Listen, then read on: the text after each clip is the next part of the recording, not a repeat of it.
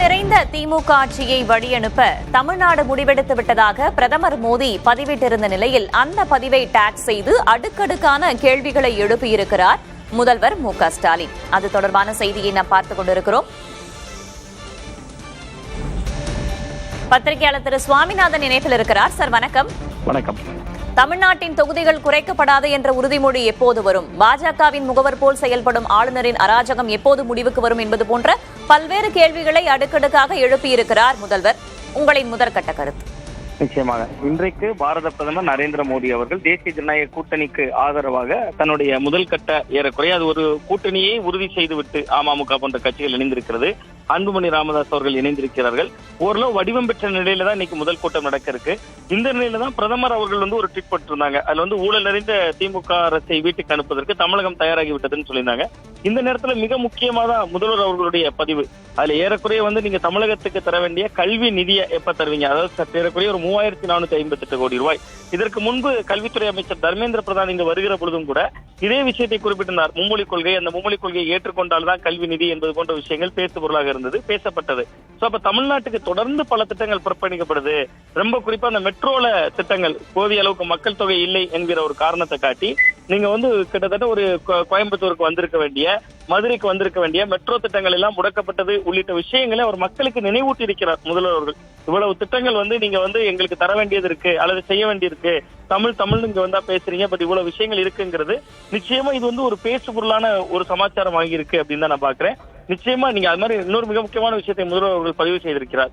ஆளுநருடைய அராஜகம் அப்படின்னு குறிப்பிடார். அது நம்ம தமிழ்நாட்டுக்கான பிரச்சனை மட்டுமே இல்லை. இன்னைக்கு கேரளாலையும் இதே சம்பவம் நடந்துட்டு இருக்கு. கேரளாலையும் சட்டமன்றத்தினுடைய அந்த ஆளுநர் உரையின் மீதான விவாதத்தின் போது ஒரு பிரச்சனை ஏற்படுது. கர்நாடகா மாநிலத்தில் நடக்குது. சோ அப்ப அது எதிர்கட்சிகள் ஆளுகிற மாநிலங்கள் எல்லாம் இந்த போன்ற சிக்கல்கள் இருக்கு.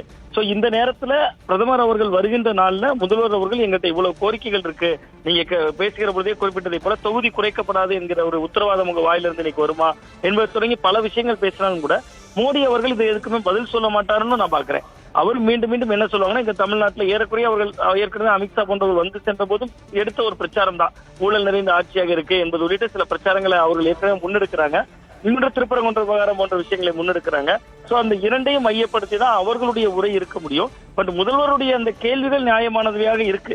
அதே நேரத்துல இன்னொரு கோணமும் நம்ம பார்க்க வேண்டி இருக்கிறது. கங்கை கொண்ட சோழபுரத்துக்கு வருகிறார் பிரதமர் நரேந்திர மோடி, திட்டங்களை அறிவிக்கிறாங்க. கிட்டத்தட்ட பல்லாயிரம் கோடி ரூபாய்க்கு வேறு வகைகள்ல திட்டங்கள் வருது. இன்னைக்கு கீழடி மிக முக்கியமா நம்ம தமிழர்களுடைய தொன்மையை பாரம்பரியத்தை ஏற்றுக்கொள்வதற்கான அந்த அறிக்கையை கூட இவர்கள் வெளியிடலங்கிறது முதல்வர் அந்த கேள்வியை எழுப்புகிறார். அதே நேரத்துல நம்ம இன்னொரு கோணத்தில் இதை நம்ம அணுகணும்னா, காசி தமிழ்ச்சங்கம் என்கிற பெயர்ல அங்கு சென்று அங்கு தமிழை வளர்க்கணும்னு சொல்றாங்க. பட் இங்க நம்ம கேட்பதெல்லாம் நம்முடைய உரிமை சார்ந்த நலன் சார்ந்த விஷயங்கள் தான்.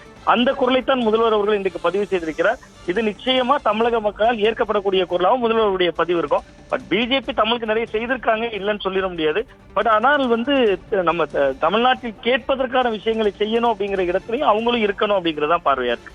முதல்வர் பல்வேறு கேள்விகளை முன்வைத்திருக்கும் நிலையில இன்றைக்கு பிரதமர் மோடி பேசும்போது அவருடைய உரை எதன் அடிப்படையில இருப்பதற்கான வாய்ப்புகள் இருக்கிறது? அவங்க ஏற்கனவே தொடர்ச்சியாக திமுக அரசு ஒரு ஊழல் நிறைந்த அரசாக இருக்கிறது என்கிற ஒரு குற்றச்சாட்டை எதிர்கட்சிகள் முன்வைக்கிறாங்க.